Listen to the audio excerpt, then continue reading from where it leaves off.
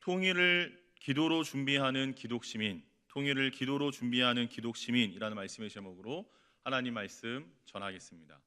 오늘 말씀은 PPT 화면으로 함께 진행이 됩니다. 보시면 될 것 같습니다. 우리가 먼저 수요 기도회에 하나님 말씀 듣고 기도하기에 앞서 개인 기도만큼이나 중요한 건 공동체적인 기도입니다. 그 공동체적인 기도 중에 빠짐없이 하나님께 기도해야 할 중요한 기도 제목은 바로 통일에 대한 기도입니다. 자, 그렇다면 이 통일에 대한 기도, 통일을 기도로 준비하는 기독 시민이 되려면 어떻게 해야 할지 한번 같이 살펴보도록 하겠습니다.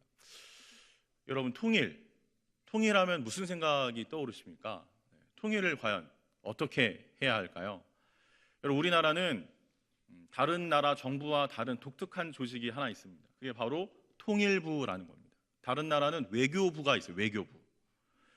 그런데 우리나라는 통일부라는 게 외교부와 더불어 있습니다. 그래서 우리나라 내부에서도 뭐라고 얘기가 되었냐면 굳이 남북한 문제를 통일부라는 작은 부서를 독립시키느니 차라리 외교부랑 같이 섞어서 얘기하는 게 낫지 않겠냐라는 얘기가 있었지만 통일 문제에 더 집중하고 정책적으로 대안 마련을 하기 위해서는 우리나라 정부가 그런 마음을 보여주어야 한다라고 해서 계속해서 역대 정권들이 통일부를 유지시켰습니다.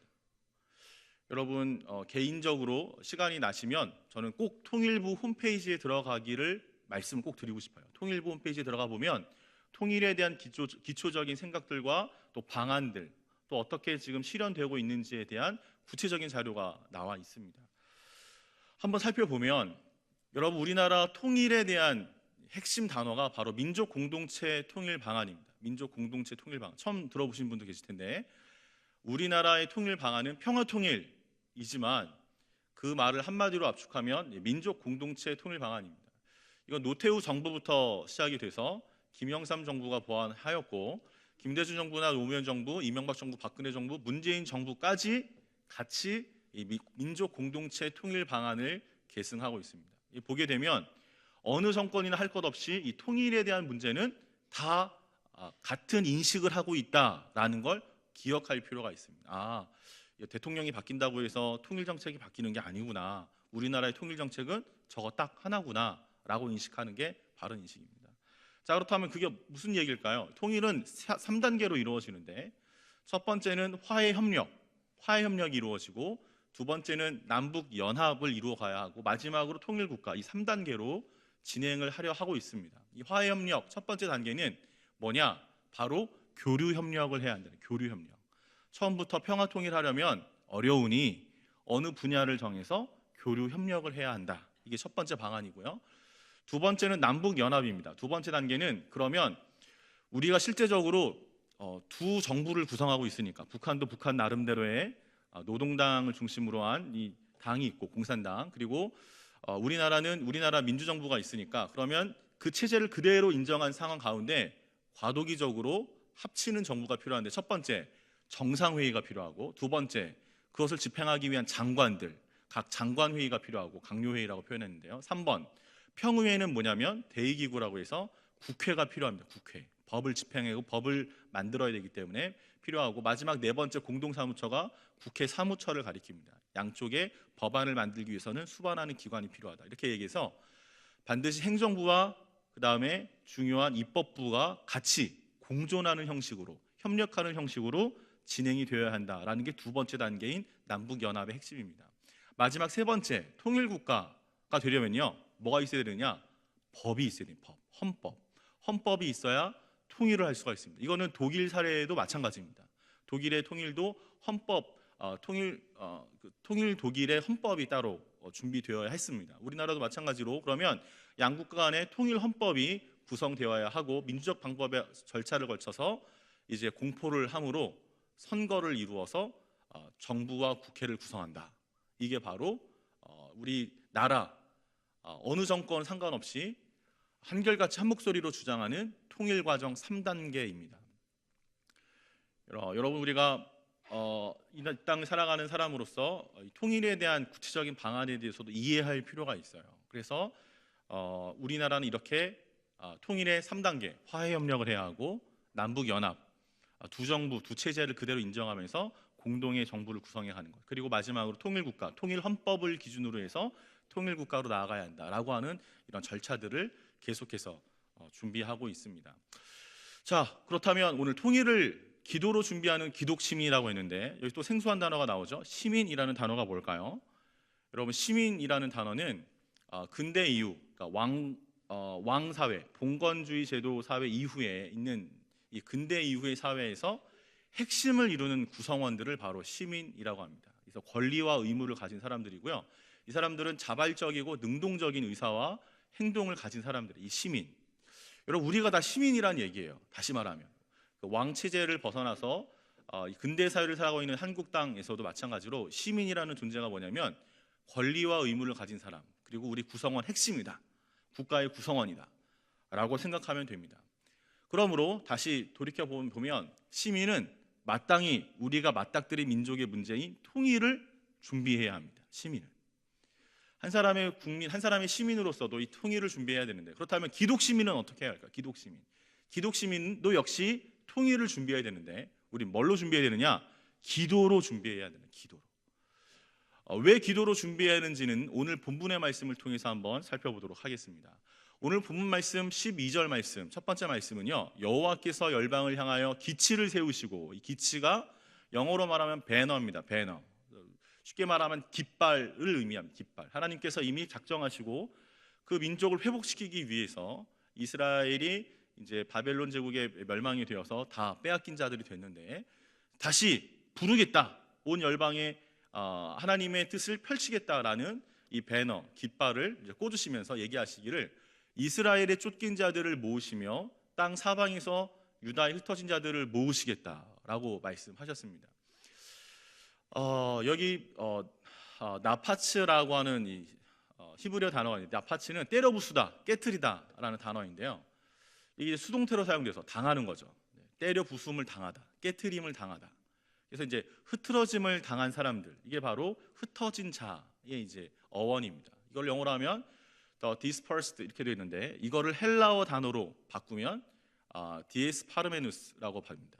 이게 디에스 파르메누스가 나중에 디아스포라, 흩어진 유대인들의 어원이 되는 낱말이 됩니다.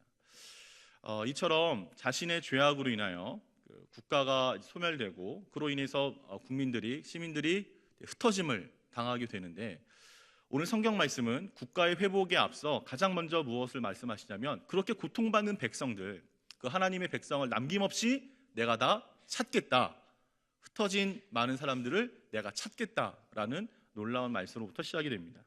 두 번째 말씀은 보게 되면 에브라임의 질투는 없어지고 유다를 괴롭게 하는 자들은 끊어지며 에브라임은 유다를 질투하지 아니하며 유다는 에브라임을 괴롭게 하지 아니할 것이요라고 되어 있습니다. 여기서 이제 유다와 에브라임이 나오는데, 이 에브라임이 갑자기 나온 이유에 대해서 놀랄 수 있습니다. 이 에브라임은 여러분 그 솔로몬 이후에 이스라엘 민족이 두 민족으로 나눠지지 않습니까? 남한국 유다와 북이스라엘로 나눠집니다. 남한국 유다는 유다와 베냐민 지파만 남게 되고, 나머지 10개 지파는 북이스라엘이라고 해서 여로보암 왕의 통치를 받게 되는 그런 남북 분단 시기를 겪게 됩니다.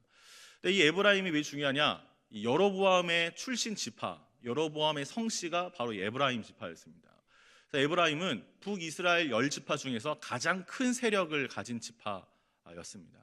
그리고 실제로 이 여로보암 왕이 첫 그 수도, 북이스라엘의 첫 수도를 세겜에 세웠는데, 그 세겜이 바로 에브라임 지파 땅에 있는 그런 성이었습니다. 그래서 수도를 정할 때도 가장 강력한 지파인 에브라임의 땅, 바로 그 땅의 세겜성, 수도성에 그렇게 이제 수도를 결정했다고 볼 수 있습니다. 그래서 이제 에브라임이다 얘기를 하게 되면 그건 말 그대로 에브라임이 아니라 북이스라엘을 상징합니다. 북이스라엘의 질투는 없어질 것이고 유다, 남한국 유다를 괴롭게 하는 자들은 끊어지게 될 것이다 라는 말씀이라는 거죠.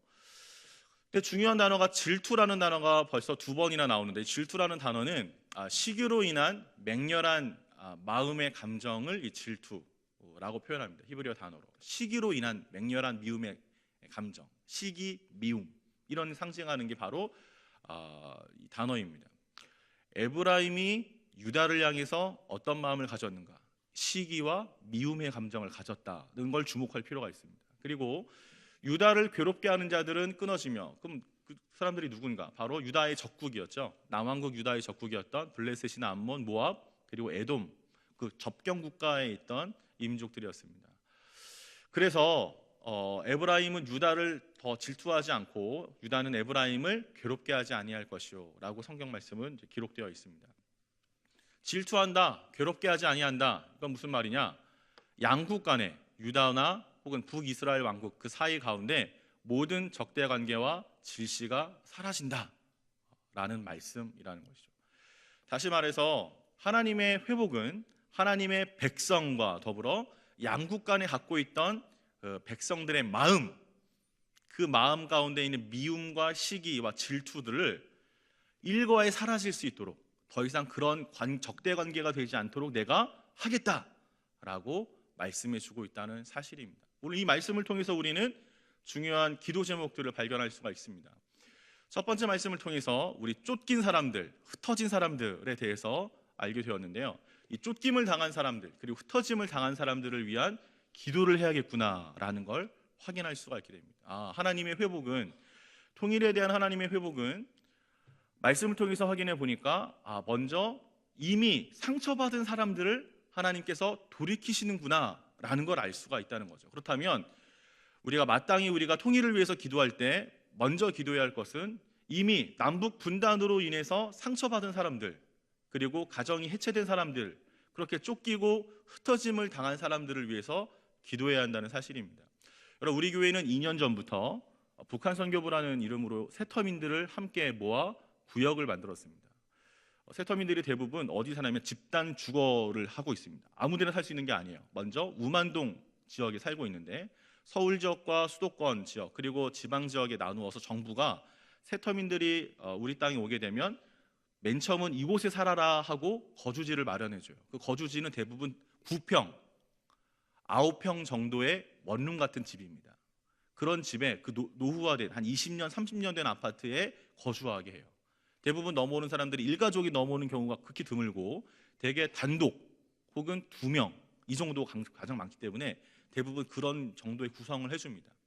이분들이 처음 우리 교회를 오게 되고 당시 황ገል치 장로님께서 함께 얘기를 해주셔서 그래서 드디어 한 15명, 20명 가까운 인원들이 지금 다니고 있어요. 주일날. 그래서 우만동에 자동차가 갑니다. 그리고 봉고차를 타고 그분들이 와서 2부 예배를 드리고 2부 예배 끝나게 되면 다시 영어학원, 우리 교회가 빌려둔 그 영어학원으로 이동해서 저와 함께 성경 말씀을 나누고 하나님 말씀이 뭔지를 배우고 같이 기도합니다. 이분들은 굉장히 아픔이 많은데 본인 혼자 넘어왔기 때문에 여전히 중국 땅을 거쳐서 오는 경우가 많습니다. 80% 이상이 중국 땅을 넘어오는데 이 중국 땅에 오게 되면서 중국인과 결혼한 경우도 있고 그리고 그곳에 이제 아이들을 두고 온 경우도 있습니다. 그래서 가족이 해체되어 있는 상황이에요. 가족이 자기가 돈 벌러 온 거죠, 쉽게 말하면. 그래서 여전히 자녀에 대한 걱정이 많습니다. 그래서 돈을 벌면 어떻게 하느냐? 가족을 데려옵니다. 먼저 자녀를 데리고 오죠. 근데 자녀를 오면 자녀가 정체성의 혼란을 겪습니다. 나는 중국인인가? 나는 북한인인가? 나는 남한인인가? 그래서 이 부모와 엄청난 가정 갈등을 일으킵니다. 자녀가 이제 잘 한국 땅에서 적응을 잘하고 그리고 바른 아이로 잘 성장하기를 바라지만 그러나 아이는 그런 자신의 정체성의 혼란함 때문에 교육받기를 거부하고 언어도 일단 안 돼요. 언어도 중국어만 하기 때문에 한국어가 안 되는 상황입니다. 멀쩡하게 한국인처럼 생겼지만 그런 한국어가 되지 않은 상황이 있어요. 그리고 그나마 아이를 찾았다면 다행인데 또 그중에 절반은 아이를 찾지 못하고 뿔뿔이 흩어진 사람들이 대다수입니다. 그래서 내 딸이 어디 있는지 내 아들이 어디 있는지 홀홀단신 한국 땅에 와서 처절하게 자기의 자녀들을 위해서 울부짖는 세터민들이 굉장히 많습니다. 저희 공동체 15명 내에도 그 사람들이 있어요. 그리고 그런 기도 제목을 적습니다. 내가 하루를 한국 땅에 살아도 내 자녀를 잊어본 적이 없습니다. 제발 내 자녀가 어디 있든지 내 자녀의 삶을 지켜주시고 하나님 제 자녀에게 복을 내려주세요 라는 그런 기도 제목을 가지고 자기를 위해서 기도하지 않고 떨어진 자녀를 위해서 기도 제목을 낸 사람들이 상당히 많습니다. 누가 고통을 받느냐? 쫓김을 당한 사람들 그리고 흩어짐을 당한 사람들이 제일 먼저 고통을 받습니다. 그렇기 때문에 우리가 통일을 위해서 기도할 때는 마땅히 무엇을 먼저 기도해야 되느냐? 쫓김을 당한 사람과 흩어짐을 당한 사람들을 위해서 기도해야 합니다.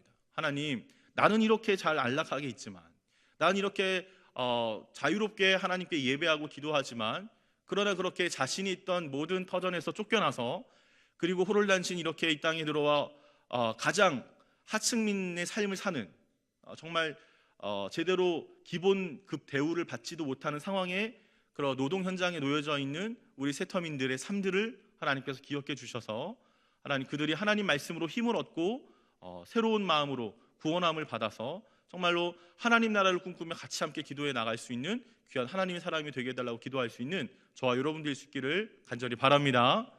여러분, 두 번째 우리가 기도해야 할 제목은 뭐냐면 바로 마음입니다. 여러분 보시면 아시겠지만 하나님의 회복은 경제적 회복을 얘기한 게 아니었어요. 정치적 회복을 얘기한 게 아니었어요. 뭘 얘기했냐면 바로 마음의 회복을 얘기한 겁니다. 마음의 회복. 더 이상 질투가 없게 하겠다. 더 이상 시기가 없게 하겠다. 더 이상 미움이 없게 하겠다. 이것이 바로 하나님이 말씀하신 통일의 방법입니다. 이것은 돈으로도 해결할 수가 없습니다. 이것은 정치가로도 해결할 수가 없습니다. 이것은 하나님만 해결할 줄 믿으시길 바랍니다. 그렇기 때문에 우리가 이것을 위해서 기도해야 됩니다. 하나님, 통일에 대한 마음을 우리 남한 사람부터 먼저 시기와 질투를 버리고 하나님 정말 마음부터 먼저 준비할 수 있도록 도와주십시오. 그리고 남북의 모든 사람들이 같은 마음으로 통일을 바랄 수 있도록 하나님 도와주십시오. 우리 사이에 적대관계지만, 북핵 문제 때문에 여전히 적대관계지만, 그러한 이 적대관계가 주님의 말씀으로 해결되고 시기와 질투가 사라질 수 있도록 하나님께서 마음을 먼저 모을 수 있도록 도와주시옵소서라는 기도를 가장 먼저 하나님께 드릴 수 있는 저와 여러분 될 수 있기를 간절히 바랍니다. 오늘 말씀을 통해서 정리하면 두 가지 기도 제목입니다. 통일은 마음에서부터 준비해야 된다. 이게 통일하는 비용, 이것 때문에 통일 못하는 게 아닙니다. 마음이 없어서 못하는 거죠. 마음이 없어서.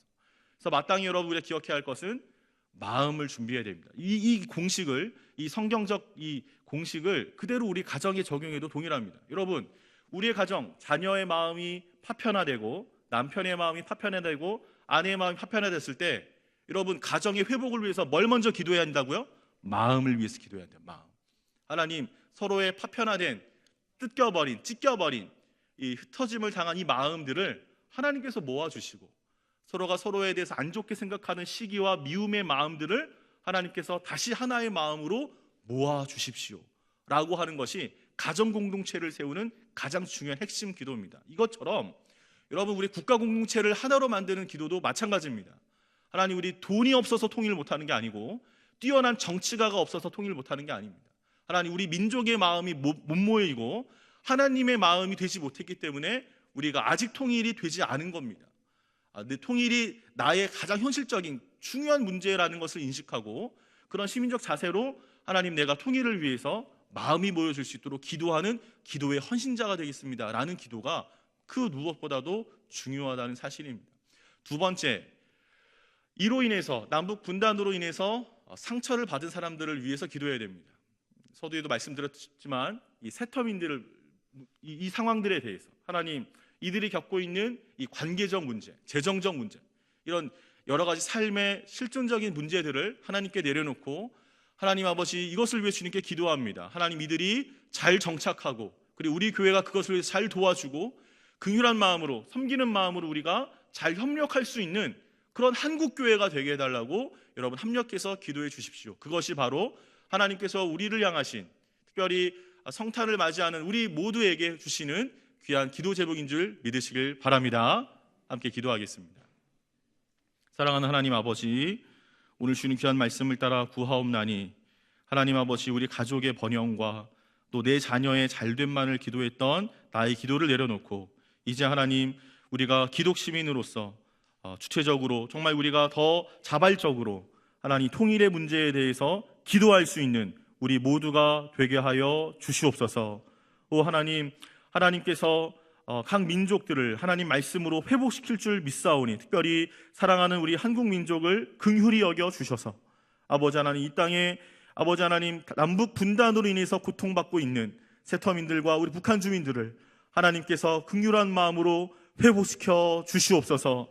아버지, 관계의 문제로 인하여 자녀의 소통의 문제도 있고 특별히 경제적 어려움으로 인하여 하나님 계속된 아버지 어려움에 아버지 빠져 있는 상황에 있습니다. 그리고 안 좋은 범죄에도 연결될 가능성도 있습니다. 주님 긍휼히 여겨 주셔서 이 한국 사회가 또 한국 교회가 따뜻하게 그들을 안고 보듬어 주며 관심을 갖게 하여 주시옵소서. 그래서 아버지 흩어진 사람들을 위한 사역과 또 아버지 여러 선교들이 활발하게 일어나게 해주셔서 중국 땅뿐만 아니라 한국 땅에서도 아버지 하나님 잘 적응이 될 수 있도록 노력하는 이 한국 교회가 될 수 있도록 주여 함께하여 주시옵소서. 하나님 무엇보다도 기도하옵나니 아버지 하나님 돈이 없어서 통일 못하는 것이 아닙니다. 하나님 정치가가 뛰어나지 못해서 통일되는 것이 아닙니다. 하나님 우리 민족의 마음이 아버지 사분오열 아버지 분열되어 있기 때문입니다. 하나님 간절히 바라옵나니 아버지 우리의 시기와 미움과 이 모든 적대관계가 아버지의 말씀으로 인해서 다시금 하나로 회복될 수 있도록 주여 역사하여 주시옵소서. 아버지 하나님 우리는 기도할 뿐입니다. 하나님 하나님의 역사를 아버지 하나님의 때에 하나님의 방법으로 하나님 선택한 사람들에 의해서 이루어질 수 있도록 하나님께서 인도하여 주시옵소서. 이 모든 말씀을 우리 구주 예수 그리스도의 이름으로 기도드리옵나이다. 아멘.